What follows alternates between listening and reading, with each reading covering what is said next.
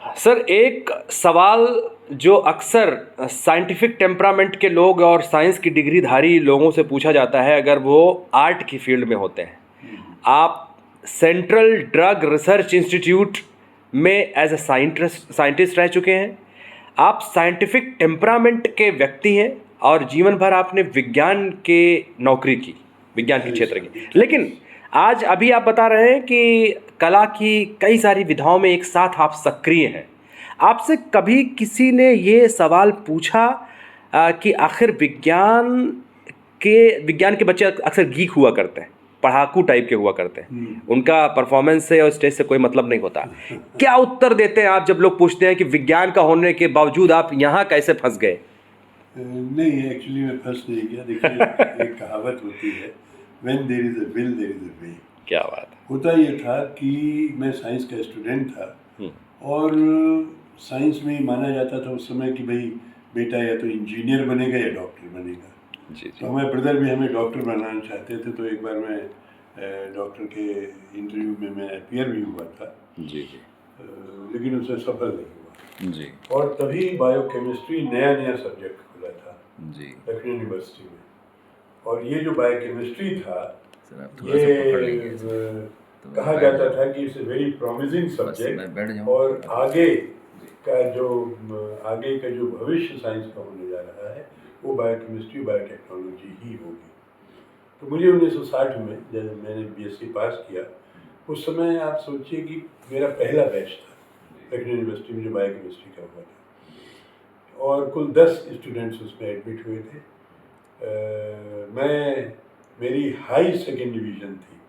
आज का high second मतलब 50 से 55 के बीच। मेरे 59.2% मतलब फर्स्ट क्लास से थोड़ा सा नीचे। हाँ और सिर्फ एक लड़का हमारे बायोलॉजी ग्रुप से फर्स्ट आया। क्या सो दैट वे आज जैसे फर्स्ट की लाइन लगी है, लोग लाइन लगी 70-80% नहीं था। ये मैं आपसे बात कर रहा हूँ 1960 की, जब मैंने बीएससी किया था। तो मेरा एडमिशन बायोकेमिस्ट्री में हो गया। इधर ये होता था कि हमारे मोहल्ले में बाग मक्का और अशरफाबाद, ये दो इलाके ऐसे हैं कि यहाँ होली पे या त्योहार पे नाटक होते थे। तो मैं देखने जाता था। तो नाटक देखने में एक दिन मैंने देखा मेरे मामा जी जो मेरे पास रहते वो भी रोल कर रहे। तो मैंने कहा यार ये तो अच्छी चीज़ है। तो मैंने उनसे कहा मामा जी आपकी हो हमें भी कराइए। तो 1961 में रस्तोगी इंटर कॉलेज है ऐशबाग में, उसका नया ऑडिटोरियम बना। तो उसमें नाटक किया गया नूर जहां, द्विजेंद्र लाल राय साहब का लिखा हुआ। और हमारे यहाँ पास में ही एक डॉक्टर घनश्याम दास रहते थे। वो पॉलिटिकल साइंस के प्रोफेसर थे क्रिश्चियन कॉलेज में। तो वो बहुत नाटक करते थे। मेन रोल वो कर रहे थे उसका जहांगीर का। और नूर जहां का रोल या तो प्रमोद बालाजी ने किया था या उस समय बंगाल से, क्योंकि घरों की लड़कियां नहीं करती थी। इसे एक थोड़ा सा वैसा। हाँ, तो जो लोग प्रोफेशनल होते थे जिनका काम ही था एक्टिंग करना, नॉट प्रोफेशनल अदरवाइज। तो एक वो आई थी वहाँ से बनर्जी, सोना चटर्जी, तो यह शायद उन्होंने किया था। तो उससे मुझे विजय सिंह का रोल करने के लिए दिया गया, मंत्री का रोल करने के लिए। अरे वाह, पहला ही मतलब। हाँ, मंत्री का था। बहुत लंबा चौड़ा रोल नहीं था लेकिन अच्छा रोल था। और उस समय ये माना जाता था जिसकी आवाज जितनी तेज बोल सके वो उतना बढ़िया एक्टर है, उतनी तालियां मिलती थी।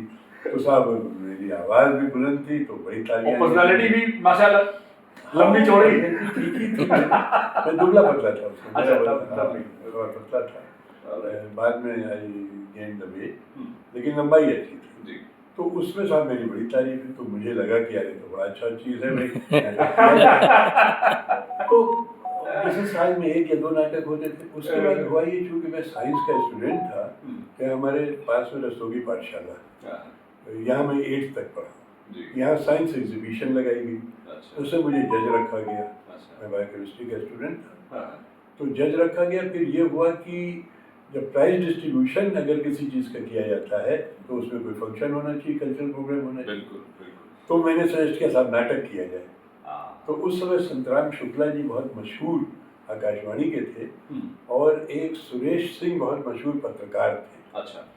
उस समय तो नहीं मशहूर थे, अब बाद में बहुत मशहूर हुए। अभी जब मैं दिल्ली गया तो मेरा ख्याल है कम से कम हम लोगों ने समझिए करीब 55 साल के बाद मेरी उनकी बातचीत हुई। हाँ, तो उनका लिखा हुआ नाटक था बनस्पति शायर, उसमें मुझे साहब लीड रोल दिया गया, संतराम जी ने डायरेक्ट किया। अच्छा, फिर से एक बड़ा ब्रेक आपको मिल गया नाटक में। इसमें तो मेन रोल दिया गया।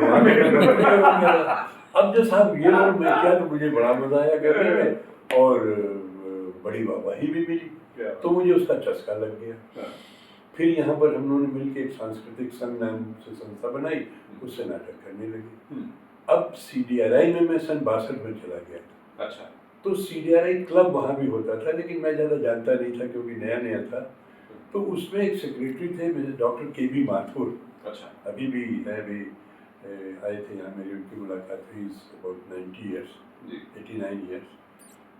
तो उन्होंने कभी मेरा नाटक ऐसे ही करते करते, मेरा पहला नाटक रविंद्रालय में हुआ 1964 में। अच्छा, नहीं तो आप CDRI में जो माथुर जी थे, और वही हाँ एग्जैक्टली, तो 64 में मैंने पहली बार नाटक किया रविंद्रालय में। वो शायद माथुर साहब ने भी देखा। अब वो हमसे बोले, यार ट्रिगर मिल गया आपको, बड़ा अच्छा नाटक करता है, यहाँ कर। अरे मैंने कहा सर नौकरी से निकाल दिया जाए। लोग कह रहे हैं नाटक कर रहे हैं। क्योंकि पहले मैं गया था जूनियर रिसर्च फेलोशिप पे, फिर 62 में और 64 में मुझे जॉब मिल गया था, परमानेंट जॉब। सिलेक्शन से मेरा जॉब मिला, मैंने सब नौकरी से, अरे नहीं ऐसा क्या है, नाटक करो। अच्छा, वहाँ होता ये था CDRI में कि वहाँ मीटिंग्स और कॉन्फ्रेंसेज होती थी, हमारे बड़ी बड़ी साइंटिफिक कॉन्फ्रेंसेज होती थी। सेंट्रल इंस्टीट्यूट था, हाँ, सेंट्रल ड्रग रिसर्च इंस्टीट्यूट में, वहाँ पर बहुत बढ़िया हॉल है हमारे यहाँ, जो कि बेसिकली बाल रूम डांस होता था। अच्छा। और एक 1.5 फीट का 2 फीट का स्टेज बना हुआ था। तो बोले कि यहाँ तुम नाटक करो। तो मैंने साहब बड़ी हिम्मत की, वहाँ नाटक किया मैंने। अब वहाँ सब बड़ी वाहवाही मिली कि यार ये तो नाटक बड़ी अच्छी चीज़ है। वहाँ पर यूजुअली होता है था कि या तो कोई डांस का प्रोग्राम, छोटा मोटा लोकल गाने हो जाता था। अब नाटक में फिर मैंने क्या किया कि हमारे जो पहले गुरु थे राजेश्वर बच्चन जी, वो इत्तेफाक से CDRI के ही पास में ट्रांसपोर्ट ऑफिस है, वो वहाँ काम करते थे। अच्छा।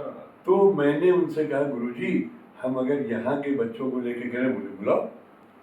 जब लंच बनता चला गया, हाँ जब लंच होता है बनता चला गया, लंच होता है करा करेंगे। वहाँ एक मिसेस बनर्जी थी। अच्छा। और बंगालीज में तो आप जानते हैं थोड़ा इनहेरेंट टैलेंट होता है। हाँ, वो तो मिसेस बनर्जी को हमारी वाइफ बनाया गया एक प्ले में। KP सक्सेना साहब का लिखा हुआ प्ले था, वो हमने किया वहाँ, और हमने टीम भी वहीं से ली। अब क्या होता है, जब आप अपने लोगों को देखते हैं तो आपको और ज्यादा खुशी होती है, अरे यार ये फलाना रोल कर रहा, अरे तो उससे हुआ ये कि मुझे CDRI में भी एक पुश मिलने लगा।